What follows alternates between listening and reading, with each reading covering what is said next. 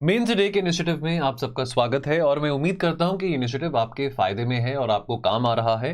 Comment section में जरूर बता सकते हैं अगर आप चाहते हैं कि हम मेंस ओरिएंटेड इनिशिएटिव को थोड़ा और ज्यादा स्ट्रीमलाइन करें। आपके सुझाव, आपके जो फीडबैक हैं वो हमें प्रेरित करते हैं और अच्छा काम करने के लिए। आपके सामने सवाल है, India's pursuit of defense modernization must strike a balance between two things. One is technological advancement, चीजें तेजी से बढ़ रही हैं, टेक्नोलॉजी जो तेजी से इंप्रूव हो रही है, एडवांस हो रही है, and the other part is self reliance.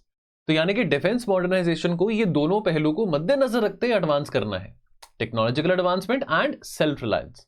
In light of the evolving threats to internal security, critically examine the challenges and the opportunities in achieving this balance.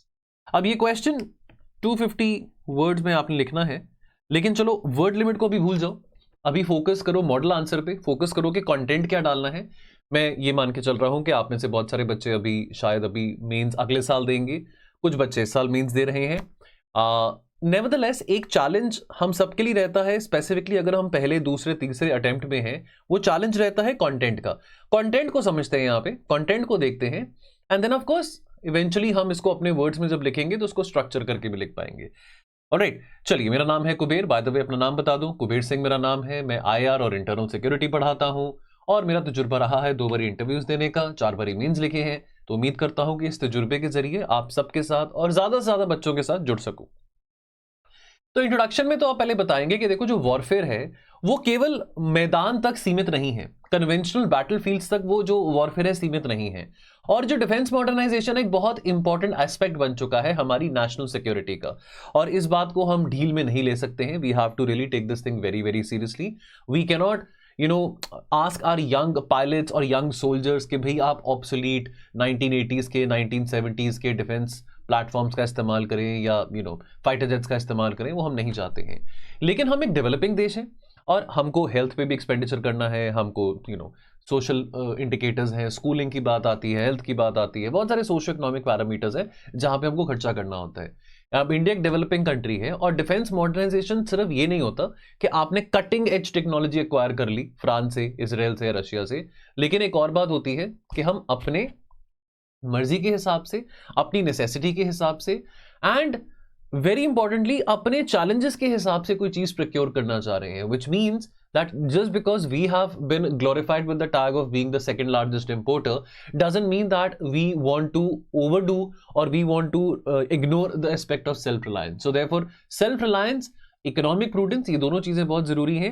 At the end of the day सरकार का काम है कि भैया आपके पास पैसा आया है, खर्चा चलाना है, घर चलाना है, देश चलाना है, सारा का सारा पैसा डिफेंस पे भी नहीं जा सकता, और हमको वो चीज मंगवानी है, वो चीज ऑर्डर करनी है जो कि हमारे बजट में हो, और ऑप्टिमम तरीके से वो चीज हमारे बजट में भी है, और उसका ऑप्टिमम यूटिलाइजेशन हमारी सेवाओं के लिए किया जा रहा है, बिकॉज हमने at the end of the day अपनी सेवाओं को इक्विप करना है, आर्म करना है with the state of the art defence systems.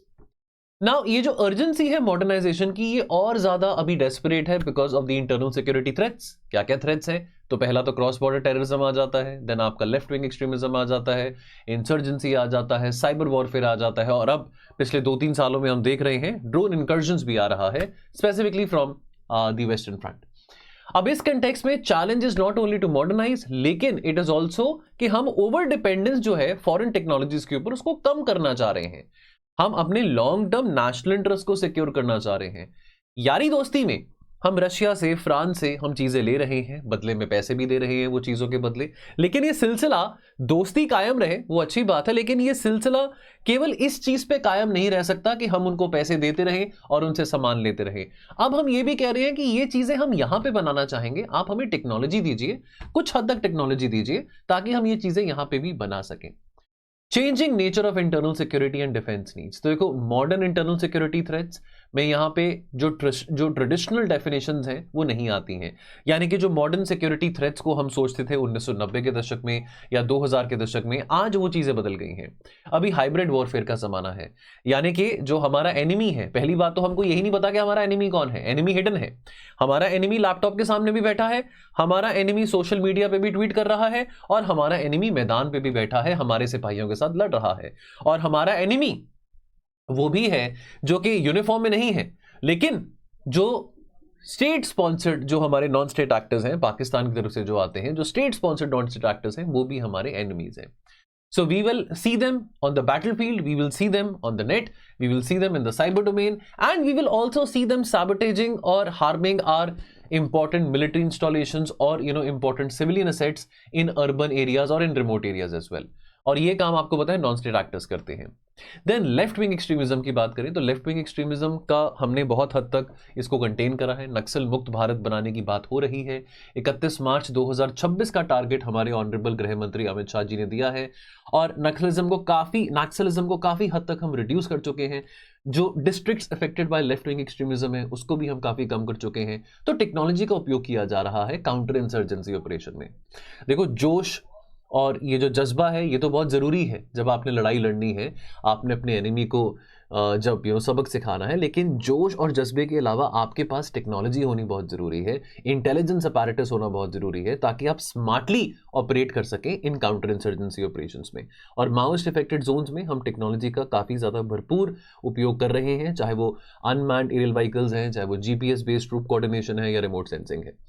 Then cross border infiltration की बात करें तो टेक इनेबल्ड सर्वेलेंस. देखो, अगेन ह्यूमन सर्वेलेंस अपनी जगह पे है, बहुत अच्छी बात है, लेकिन टेक इनेबल्ड सर्वेलेंस से हम हमारे ह्यूमन सर्वेलेंस को भी एम्पलीफाई कर रहे हैं, उसको थोड़ा और फोर्स मल्टीप्लायर बना रहे हैं. एंड साथ के साथ हमारे जो सोल्जर्स हैं जो कि डिफिकल्ट टेरेन्स में और अराउंड द डिफिकल्ट सिचुएशंस में तैनात हैं to protect the porous borders, quote and quote the porous borders, उनको भी टेक्नोलॉजी की जरूरत है ताकि वो अपनी जान भी बचा सके और उनको एक्सेसिबिलिटी हो कि कहां पे बॉर्डर इंकर्जन हो रहा है, कौन से ऐसे वीक एरियाज हैं, कौन से ऐसे लूप होल्स हैं जो कि हमारे एनिमीज एक्सप्लॉइट कर रहे हैं, नॉन स्टेट एंटिटीज एक्सप्लॉइट कर रहे हैं, जिसके कारण ड्रग स्मगलिंग हो रहा है, प्रोस्टिट्यूशन हो रहा है. बिकॉज ये सब चीजें at the end of the day एक लॉ एंड ऑर्डर प्रॉब्लम भी क्रिएट करती हैं और एक सोशियो इकोनॉमिक प्रॉब्लम को भी एड्रेस करती हैं. ऑलराइट, तो लेजर सेंसर्स, थर्मल इमेजिंग, आपका जो CIBMS सिस्टम है, comprehensive integrated border management system, इन चीजों का उपयोग किया जा रहा है vis-a-vis the borders of India Pakistan, India Bangladesh and also India Myanmar. Now drone threats की बात आती है. Now there has been a lot of literature which is there in the newspapers and also in many publications about the recent drone threats, specifically talking about operation Sindoor. और हमने देखा कि कितनी सारी ड्रोन्स 500 से ज्यादा ड्रोन्स पाकिस्तान ने लॉन्च करी थी और वो टारगेट किया था right across from the Ladakh sector to the Rann of Kutch sector. वो और बात है कि डेफिनेटली हमारी आर्मी ने अपनी और हमारी आर्मी, एयरफोर्स और हमारी सेवाओं ने अपनी कैपेबिलिटी दिखाई और पाकिस्तान के इन इरादों को हमने नापाक किया. पाकिस्तान के नापाक इरादों को हमने सक्सेसफुल नहीं होने दिया. लेकिन ये जो ड्रोन वॉरफेयर है ये अब एक हकीकत है और आज के टाइम पे suicide drones, kamikaze drones, loitering munitions, ये ड्रोन वॉरफेयर काफी ज्यादा न्यूज में भी है. आप यूक्रेन रशिया की वॉर को देख लो या चाहे आप इंडिया पाकिस्तान की वॉर को देख लो, और ये ड्रोन्स टारगेट किए जाते हैं हमारे इंपॉर्टेंट मिलिट्री और सिविलियन इंस्टॉलेशंस पे, और ये ड्रोन्स का उपयोग किया जाता है even to smuggle, even to send across drugs and bombs and RDX across the border, particularly coming from Pakistan. और हमारा जो इंटीग्रेटेड एयर डिफेंस सिस्टम है, आकाश सिस्टम हो या हम S-400 मिसाइल्स की बात करें, ब्रह्मोस मिसाइल्स की बात हो, या हमारे जो AIM पावर्ड सिस्टम है लाइक आकाश तीर, इन्होंने 100% इंटरसेप्शन रेट अचीव करा और पाकिस्तान की सारी मिसाइल्स को न्यूट्रलाइज किया और कोई कोलेटरल डैमेज ना हो, कोई नुकसान ना हो, उस बात को भी हमने इंश्योर किया. तो हंड्रेड्स ऑफ इनकमिंग ड्रोन्स को हमने न्यूट्रलाइज किया using our own indigenous air defence system, quote and quote indigenous air defence system, चाहे वो आकाश तीर है या चाहे वो आकाश है. लेकिन इस ऑपरेशन के आफ्टर मैथ में अगर इसका एनालिसिस किया जाए तो ये बात तो जरूर सामने आती है कि बहुत हमारा एक पर्टिनेंट चैलेंज है कि ये ड्रोन वॉरफेयर को या ड्रोन थ्रेट्स को कंटेन करना. एंड ऑल्सो इस बात को भी रिकॉग्नाइज करना जरूरी है कि पाकिस्तान के जो स्मगलर्स हैं वो एक्सप्लॉइट करते हैं सिमिलर ड्रोन टेक्नोलॉजीज को, जहां पे वो ज्यादा एडवांस अनमैन्ड एरियल व्हीकल्स का इस्तेमाल करते हैं, जिसके जरिए ड्रग्स और आर्म्स और RDX ये सब हमारे अक्रॉस द बॉर्डर्स ये सब फेंका जा रहा है, भेजा जा रहा है. सो मतलब ऑपरेशन सिंदूर वैसे तो अभी कंप्लीटली खत्म नहीं हुआ, लेकिन बेशक इंडिया पाकिस्तान के बीच में अभी लड़ाई नहीं हो रही है एट द टाइम बीइंग, लेकिन जो ड्रोन्स हैं, ड्रोन्स पाकिस्तान से अभी भी आ रही हैं, अक्रॉस द बॉर्डर ड्रोन्स अभी भी फेंकी जा रही हैं. Alright, so this is a threat and this is of course demanding India as well कि हम अपने डिफेंसेस को और मजबूत बनाएं. नाउ चैलेंजेस क्या है in terms of balancing modernisation with self reliance. अब ये बॉडी ऑफ द आंसर में आते हैं. देखो, पहली बात तो कि अभी भी हमारा जो नोटोरियस रिकॉर्ड है कि हम लार्जेस्ट आर्म इंपोर्टर हैं, वो अभी भी मेंटेन्ड है. सिप्री 2025 जो Stockholm institute of peace and research है, उसकी जो 2025 की रिपोर्ट है, वहां पे ये कहा गया है कैटेगोरिकली, अब वो पूरी रिपोर्ट आप ऑब्वियसली नहीं पढ़ पाएंगे, उसकी हाइलाइट्स और समरी पढ़ना जरूरी है अगर स्पेसिफिकली आप मेंस लिखने जा रहे हैं, कि India accounted for 8.3% of the global arm imports during 2020 to 2024। Largest जो है, जो टॉप मोस्ट जो इंपोर्टर है वो यूक्रेन है, सेकंड लार्जेस्ट पे, सेकंड नंबर पे इंडिया आता है। ठीक है। Then delayed indigenous projects, for example आप तेजास की बात कर लो। तेजास जो लाइट कॉम्बैट एयरक्राफ्ट प्रोजेक्ट है, ये 1983 में इसको सोचा गया था, इसके बारे में बात करी गई थी, लेकिन इसका सैंक्शन कब हुआ है? सैंक्शन हुआ है 2016 में। इसका सॉरी, जो इसका सैंक्शन करा गया था, बेग योर पार्डन, इसको सैंक्शन 1983 में करा गया था, मैंने यहाँ पे गलती कर दी, सैंक्शन इसको 1983 में किया गया था, लेकिन जो पहला लाइट कॉम्बैट एयरक्राफ्ट तेजस का जो यूनिट है वो 2016 में इंडक्ट किया गया था। So there is a difference of 33 years. Now we can't afford that. अभी हम बात कर रहे हैं AMCA के, जो कि 5th जनरेशन फाइटर एयरक्राफ्ट है ना। अगर हमने आइडिया कंसेप्चुलाइज करा है लेट्स से 2025 में, तो ऐसा तो नहीं ना कि उसको पूरा होते होते 2050 आ जाए, 2060 आ जाए, वो तो चीज़ अब नहीं जाएंगे। Then Arjun main battle tank की बात करें, टेक्नोलॉजिकली बहुत रोबस्ट है, लेकिन अगेन लिमिटेड डिप्लॉयमेंट है उसका because of the weight and adaptability issues. तो बात यहाँ पे ये आती है कि जो इंडिजिनस प्रोजेक्ट्स हैं कंसेप्चुलाइज तो हो रहे हैं, लेकिन उनका एग्जीक्यूशन और उनका जो इंडक्शन है वो बहुत लेट हो रहा है। पॉलिसी एंड प्रोक्योरमेंट बॉटलनेक्स की बात आती है, तो देखो defence procurement procedure DPP, defence acquisition procedure DAP, ये 2020 में पॉलिसी बनाई गई थी, जो कि आत्मनिर्भरता की भी बात करती है कि डिफेंस में इंडिजनाइजेशन कैसे लेके आया जा सके along with modernisation. Now again जो डिफेंस प्रोक्योरमेंट प्रोसेस है अदरवाइज बहुत ज़्यादा ब्यूरोक्रेटिक है, बहुत डिलेज आते हैं, करप्शन होता है, डिलेज आते हैं, लेकिन फ्रीक्वेंट चेंजेस आ रही हैं हमारी डिफेंस प्रोक्योरमेंट पॉलिसीज में। From the defence procurement procedure to the defence acquisition procedure, ये 2020 में आया था। इसके कारण अनसर्टेनिटी आती है। अगर आप डोमेस्टिक मैन्युफैक्चरर्स के लिए इंसेंटिव देना चाह रहे हैं, डोमेस्टिक मैन्युफैक्चरर्स को पता होना बहुत ज़रूरी है कि हमने सरकार के साथ काम कैसे करना है, सरकारी एजेंसीज के साथ, ब्यूरोक्रेसी के साथ काम कैसे करना है। क्योंकि अगर आप देखो हर कोई तो टाटा अंबानी नहीं होता है, कोई छोटा व्यापारी है, कोई छोटा व्यापारी है जिसका छोटा यूनिट है, छोटा प्लांट है, कोई MSME प्लेयर है, कोई माइक्रो प्लेयर है। अब आपने कह दिया कि भाई हम 75% से ज़्यादा अंडर दी आत्मनिर्भर भारत के 75% से ज़्यादा जो प्रोक्योरमेंट है वो हम इंडिया से करेंगे, डोमेस्टिक प्रोक्योरमेंट होगी अगर हम कोई डिफेंस प्लेटफॉर्म बना रहे हैं। लेकिन अब एक छोटा जो व्यापारी है जो कुछ में भी बहुत छोटा यूनिट या बहुत छोटा कॉम्पोनेंट बना रहा होगा आपके बहुत बड़े डिफेंस प्लेटफॉर्म के लिए, अब वो कैसे मैन्यूवर करेगा और नेगोशिएट करेगा विद द ब्यूरोक्रेट। अब क्या वहाँ पे हैसल फ्री हमने नॉर्म्स बनाए हैं कि वहाँ पे एक छोटे व्यापारी को ज़्यादा रिश्वत खिलाने की नौबत ना पड़े या ज़्यादा अपना दिमाग ना लगाना पड़े और वो सीमलेसली और जो भी कायदे कानून के साथ अपना काम पूरा कंप्लीट कर सके, कैसे हमने नॉर्म्स बनाए हैं। प्राइवेट प्लेयर्स के लिए हम बात करते हैं प्राइवेटाइजेशन, हम बात करते हैं कि भी हमको एक फ्यूजन करना है पब्लिक प्राइवेट सेक्टर का डिफेंस इकोसिस्टम में, लेकिन क्या हम प्राइवेट प्लेयर्स को वो रिक्वायर्ड इकोसिस्टम ऑन पेपर नहीं बट क्या एक्चुअल में भी दे रहे हैं? क्या इन एक्चुअल में वो कॉन्फिडेंटली सरकार में ट्रस्ट करके इस इकोसिस्टम में इन्वेस्ट कर पा रहे हैं कि नहीं कर पा रहे हैं? तो ये बातें सोचने वाली होती हैं, क्योंकि पॉलिसीज और ब्यूरोक्रेट्स आके पॉलिसीज बना जाते हैं, लिख जाते हैं। पॉलिसीज पढ़ने में, सुनने में, आंसर लिखने में बहुत अच्छी लगती हैं, लेकिन ऑन ग्राउंड इंप्लीमेंटेशन और रियलिटी क्या है स्पेसिफिकली डिफेंस प्रोक्योरमेंट प्रोसीजर्स में, ये बात सोचनी बहुत जरूरी है। Then technological lag and innovation deficit की बात करें, इंडिया अभी भी इंडिजिनस कैपेबिलिटी लैक करता है। कौन से सेक्टर्स में? साइबर वॉरफेयर में हमारे पास ट्रेंड पर्सोनल नहीं है इतने सारे। हमको एक डिजिटल आर्मी की जरूरत है, हमारे पास वो ट्रेन डिजिटल आर्मी नहीं है। हमारे पास साइबर सिक्योरिटी जो एक्सपर्ट है, जो स्पेशलिस्ट हैं, वो इतनी ज़्यादा मात्रा में, इतनी ज़्यादा संख्या में नहीं है। क्वांटम इंक्रिप्शन है, डायरेक्टेड एनर्जी वेपन्स है, AI enabled battlefield management system है, इन सब चीज़ों में हम लैग करते हैं।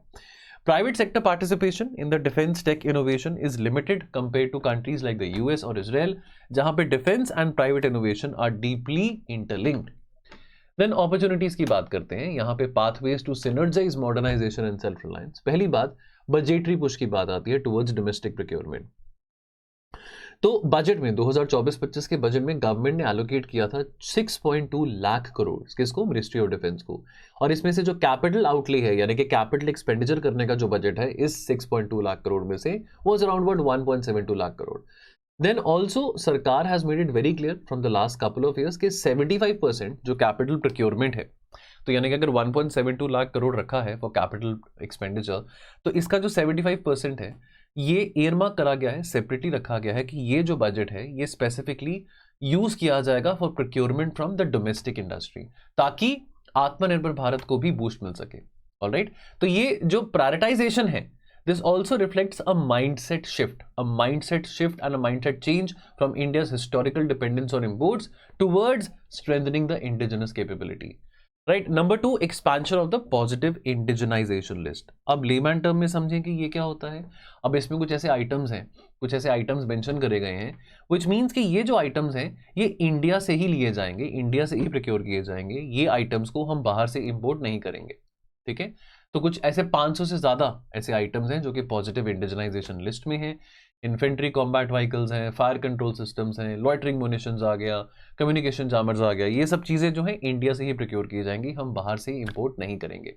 ठीक है, तो ये जो पॉलिसी है पॉजिटिव इंडिजनाइजेशन की, ये डोमेस्टिक प्रोडक्शन को भी बूस्ट करता है और एक प्रिडिक्टेबल डिमांड एनवायरनमेंट क्रिएट करता है फॉर इंडियन मैन्युफैक्चरर्स, कि उनको पता है कि चलो अगर सरकार ने कहा है कि वो 75% प्रोक्योरमेंट हमसे करेंगे तो ठीक है, यानी कि हम उस अकॉर्डिंगली डिमांड, उस अकॉर्डिंगली हम सप्लाई भी कैटर कर सकते हैं, बिकॉज हमको डिमांड की थोड़ी एश्योरेंस है from the government. Then number 3, rise of the defense startups and the rise of this ITEX ecosystem. So innovation for defense excellence platform, this has scaled up significantly, and more than 350 plus defense tech startups, they have been groomed and they have been mushrooming in India in the last couple of years. और again ITEX के कारण कुछ development हुई है ताकि indigenous हम anti drone systems बना पा रहे हैं, हम AI बेस्ड सर्वेलेंस मॉड्यूल्स बना पा रहे हैं और ऑटोनोमस अंडर वाटर व्हीकल्स भी बना पा रहे हैं। And then of course last but not the least, यहाँ पे बात आती है डिफेंस इंडस्ट्रियल कॉरिडोर्स की, जैसे कि उत्तर प्रदेश में और इवन तमिलनाडु में डिफेंस इंडस्ट्रियल कॉरिडोर्स बनाए गए हैं और यहाँ पे 8,000 करोड़ से ज़्यादा इन्वेस्टमेंट करी गई है और ये जो हब्स यहाँ पे बनाए गए हैं ये बहुत ज़्यादा नर्चर कर रहे हैं और फॉस्टर कर रहे हैं MSME पार्टिसिपेशन को। And then last point is growing private sector integration in the FDI। तो कुछ ऐसे प्रोजेक्ट्स हैं जहां तक FDI की बात आती है 74% अंडर द ऑटोमेटिक रूट, इस पे कैपिंग कर दी गई है ताकि लॉन्ग टर्म जॉइंट वेंचर्स जो है उसको सस्टेन कर सकें with the foreign original equipment manufacturers. Then कुछ ऐसे अगर हम JVs की बात करें, जैसे कि टाटा और एयरबस के बीच में जो C295 ट्रांसपोर्ट एयरक्राफ्ट प्रोडक्शन की बात करी गई है, L&T की submarine and artillery system manufacturing and Bharat Forge artillery and chassis system. तो ये कुछ ऐसे जॉइंट वेंचर्स हैं जहां पे प्राइवेट सेक्टर पार्टिसिपेट कर रहा है with the foreign OEMs, and of course that this synthesis will be very good to boost India's defense modernization and also defense indigenization. All right, चलिए, सो अंत में कंक्लूजन में ये वाली बात कहनी उत्तम है कि देखो डिफेंस मॉडर्नाइजेशन एक आइसोलेटेड टेक्नोलॉजिकल परस्यूट तो नहीं हो सकता है, इसको भी एक स्ट्रेटेजिक तरीके से देखना जरूरी है, जो कि बोथ हमारी क्षमता को और साथ के साथ हमारी डिस्क्रिशन को, यानी कि हमारी autonomy in terms of building things indigenously और साथ में हमारी कैपेबिलिटी, दोनों को ही बूस्ट मिल रहा है।